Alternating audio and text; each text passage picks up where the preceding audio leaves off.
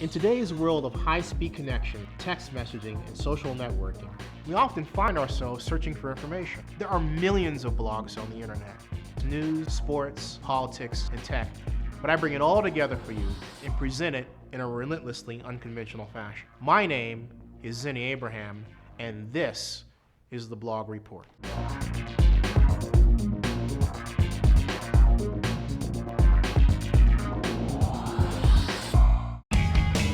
It's time now for news.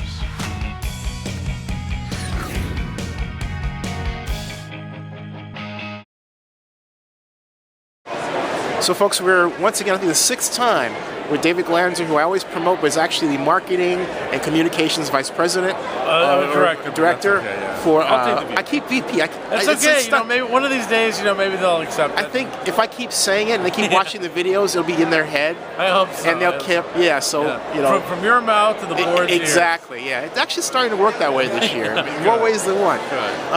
Our sixth time checking in, I believe. Yeah. The matter of registration.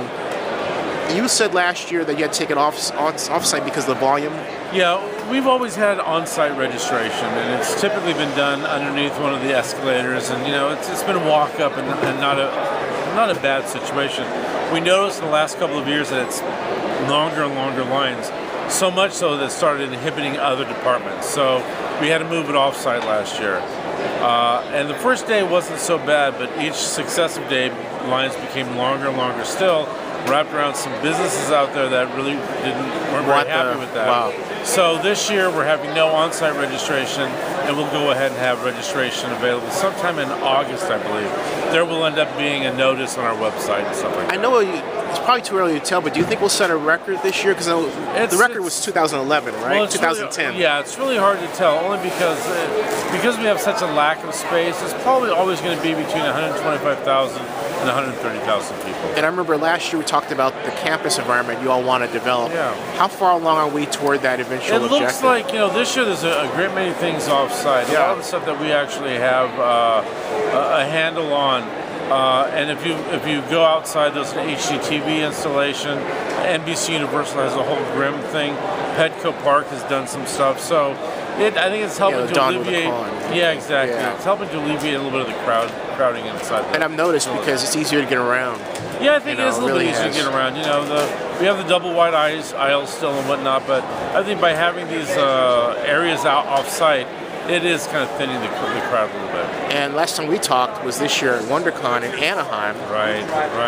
Are we coming back to San Francisco? We don't know. We're hoping to get to San Francisco. We can't get dates. I think the soonest we can get dates is about a year out. So we're still talking to them. We're also talking to, Anaheim would love to have us back. I think that was a great success, show there. Yeah. So it's all kind of still up in the air. We'll see what ends up happening. The mayor stepped in for San Francisco. You ever heard from him? Or? No, not at all. I got to get to Ed Lee. We'll see what happens. And the 24-hour shuttle service is new this year. It is. We've always had shuttle services that run really pretty late at night, but this year we went ahead and made it 24-hour. And hopefully that'll give people an opportunity to go ahead and do some of this stuff. Our programming, even in the building, stays pretty late. People don't have to worry about running out to get the end of the shuttle, last shuttle, whatever. It runs 24 hours now, and I think it's been a pretty big success. Yeah, I'll tell you, I'm staying on Hotel Circle, and rather than pay $25 for a cab, this is saving me, upwards of $50 a day. Oh, exactly. And so so far the reports have been pretty positive. I think people are happy with that. Yeah, that's the best change I like. Great. Anything else that people should it looks like good crowds. People are having a good time. Great panels. The rooms have been packed, and so far I think it's people are doing well. Oh, there was one thing too. People said that there was a difference on the train coming up. A gentleman wanted me to ask you this question. He said, "How come this year he could only buy one ticket for one account as opposed to past years you could buy multiple?" On the train or for Comic-Con itself. Because he wanted to buy one for his girlfriend. And I said, a lot of it has to do with the member ID. It's all explained on the website, so I'd have to know what the specific issue is. Mm-hmm. But there are different rules and whatnot. So I think he was saying, it was like they didn't, whatever it was, he couldn't buy one for his girlfriend. I asked him, and does his girlfriend have member ID? That's what I asked him, and he said, why didn't you just set one up for her? And the response he gave me on video was, I didn't quite understand, to go back and play it, because I'm just going to play it next to this, because I told him I'd give it, but basically he said he'd been coming for 3 years and that was a difference for him, and I said, one of the things we did is we instituted this member ID system. Yeah. We kind of started it last year, but really adhering to it this year. And one of the reasons is we're hoping that it'll cut down some of the counterfeit badges. That's what it's going on. What's going on with that? Well, one of the problems that we have is we work really closely with city officials, especially the fire marshals, to make sure that we can accommodate as many people as we can in the building, and obviously no more. We started seeing a lot of counterfeit badges, and the problem is when you start having counterfeit badges, it means there are people within the building that you have not accounted for. Right. That also could be a terrorism issue too. Well, one of the things we really don't want to have happen is somebody end up being inside the building who has a fake badge.